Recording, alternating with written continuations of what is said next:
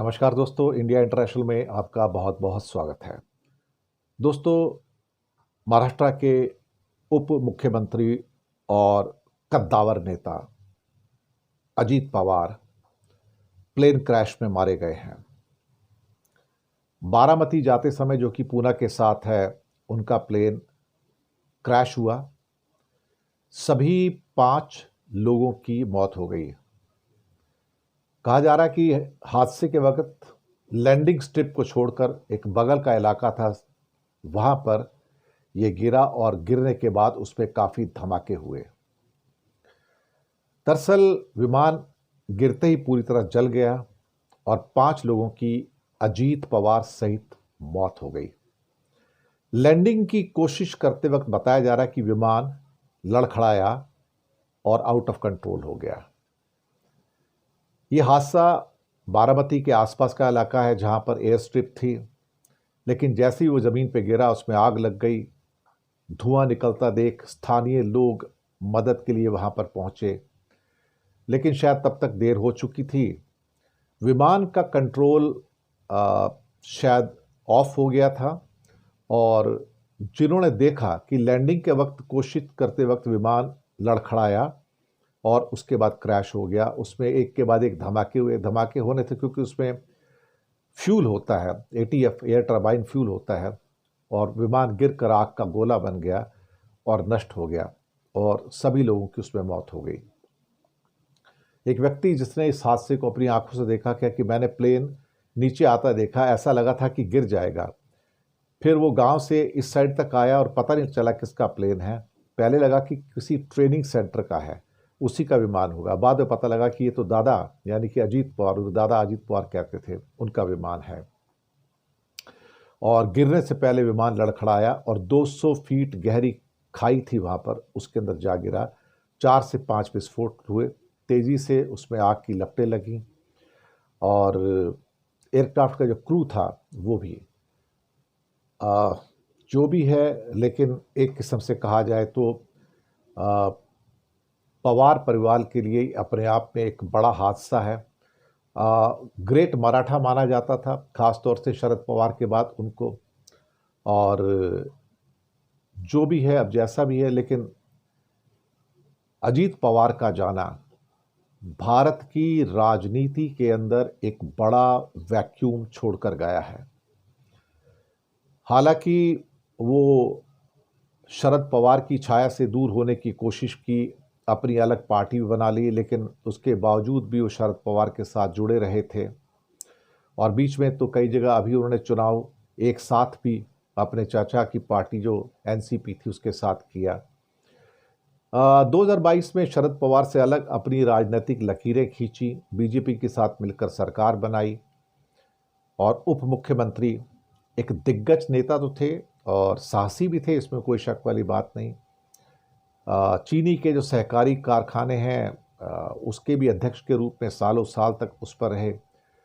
शरद पवार के एक वारिस बनकर उभरे और बारामती में जो उनकी पकड़ थी लोगों के ऊपर, राजनीति पर, उसे शायद कोई बीट नहीं कर सकता था। 1995, 1999, 2004, 2009, 2014, 2019 और 2024 में विधायक बने और जो मजबूत उनकी पकड़ थी, खासतौर से पश्चिम महाराष्ट्र के अंदर, वो अपने आप में शायद एक इम्पैक्टेबल उनका रिकॉर्ड था। इल्ज़ाम भी बहुत थे उनके ऊपर, ऐसी बात नहीं है। और 2-3 बार उप मुख्यमंत्री बने, बड़ी उनकी तमन्ना थी कि कभी मुख्यमंत्री बने, लेकिन कभी भी मुख्यमंत्री नहीं बन पाए। लेकिन उनका जाना महाराष्ट्र की राजनीति को एक किस्म से कहा जाए तो उसने झंझोड़ कर रख दिया है।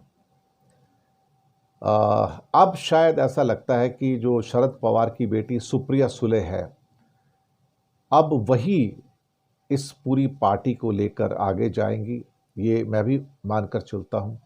और अजीत पवार अपने आप में एक ऐसी हस्ती थी, शायद जिनका कोई भी पैरेलल आपको दोबारा से महाराष्ट्र की राजनीति में तो नहीं मिलेगा।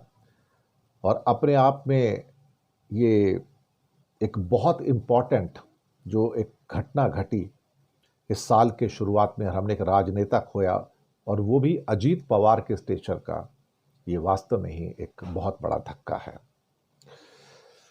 भारत और ईयू के जो ट्रेड डील हुई है उसको लेके बहुत सारे अब कमेंट आ रहे हैं। खास तौर से नीलेश शाह का जो कमेंट है वो चिंता में डालने वाला है। नीलेश शाह प्राइम मिनिस्टर की इकोनॉमिक काउंसिल के सदस्य भी हैं और इसके साथ ही वो एक बैंक के अंदर बड़े एनालिस्ट भी हैं।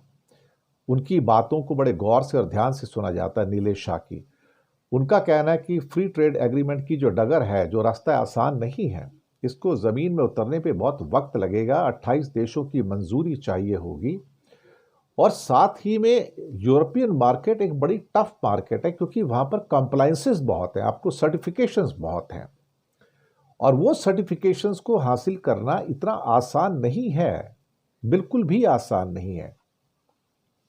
वहाँ पर जो कंपटीशन है वो उस कंपटीशन को लेके भी उनकी अपनी एक सोच है कि चाइना, वियतनाम और बांग्लादेश मेन कॉम्पिटिटर के तौर पर यूरोपियन यूनियन के बाजार में हैं, जो अपनी चीज़ों को कम कीमत के अंदर और बेहतर क्वालिटी के साथ वहाँ पहुँचा पाते हैं। तो कहीं ना कहीं भारत के लिए जो चिंताएं हैं वो बहुत बड़े लेवल की यहाँ से निकल कर आ रही हैं और इसे एकदम से कोई केक वॉक ना समझा जाए, ये नीलेश शाह कहने की कोशिश करते नजर आए। अमेरिका भारत से इस समय बहुत गुस्से में है क्योंकि खास तौर से ये जो डील हुई है, इस डील को इस रूप में देखा जा रहा है कि जैसे इंडिया और यूरोपियन यूनियन दोनों अमेरिका को एक जवाब देना चाहते थे। यूरोपियन यूनियन ने तो एक किस्म से कहा जाए तो यहाँ पर पूरा का पूरा कब्जा ही कर लिया है। भारत यहाँ पर मार खा गया है और उसके लिए मैं कई मेरे और भी एपिसोड्स हैं, मदर ऑफ ऑल डील्स कह के अमेरिका बहुत भड़का हुआ है इसके ऊपर और कहते हैं कि अब इसके बाद भारत को जल्दी राहत मिलने वाली नहीं है। ये अमेरिका प्रशासन के कई अधिकारियों ने कहा है, अब आपको जो करना है कर लो, आपने मदर ऑफ डील ऑल्स कर ली ना, अब हम आपको कोई राहत देने के चक्कर में नहीं हो, आप जाओ तेल खरीदो, तेल देखो, तेल की धार देखो। तो एक किस्म से गुस्सा आया है अमेरिका को कि तुमने ईयू के साथ डील कैसे कर ली और ये उन्हें पसंद नहीं आया। उनके वित्त मंत्री जो कि फाइनेंस मिनिस्टर स्कॉट बेसेंट, उन्होंने भी कहा कि अब चीज़ें मुश्किल हो जाएंगी भारत के लिए और ज़्यादा यहाँ पर। तो बहुत बहुत शुक्रिया आप सबका। चैनल को सब्सक्राइब कीजिएगा, हो सके तो छोटी छोटी आर्थिक मदद भी कर सकते हैं। नीचे हमने आपके लिए यूपीआई नंबर और बैंक अकाउंट नंबर भी दिए हैं। किसी एक को चुनकर छोटी सी मदद करेंगे तो अच्छी पत्रकारिता को आगे बढ़ाने में आप हमारे सहयोगी भी बनेंगे। बहुत बहुत धन्यवाद आप सबका।